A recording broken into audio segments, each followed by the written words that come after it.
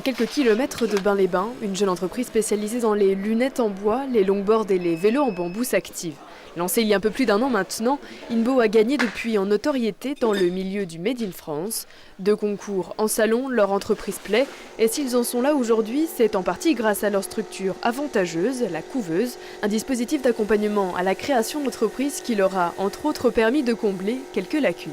L'aspect financier et gestion entreprise qui, quand on sort des études, est assez complexe à mettre en place tout seul.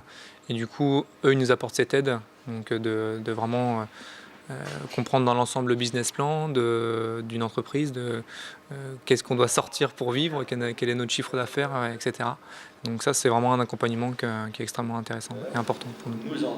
Dans leur cas, ils ont trouvé cette aide auprès d'Alexis, une association lorraine. Pour son président, venu rencontrer de potentiels donateurs à Épinal il y a quelques jours, la couveuse a plusieurs utilités. Tout l'intérêt d'une couveuse d'entreprise, c'est justement de tester sa véritable envie.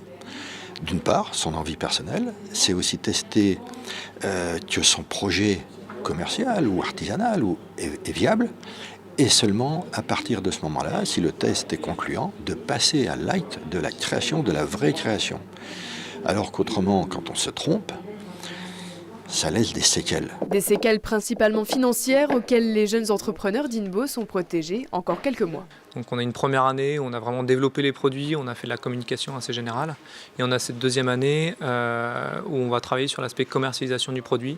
Et l'idée, c'est d'obtenir le chiffre d'affaires suffisant pour sortir de cette couveuse. Et c'est en bonne voie pour l'instant. Ouais. Un chiffre d'affaires évalué entre 200 et 300 000 euros par an, un sacré défi. Mais d'ici là, il leur faut sillonner les routes et présenter leur travail, ce qu'ils feront ce week-end au Salon Made in France à Paris.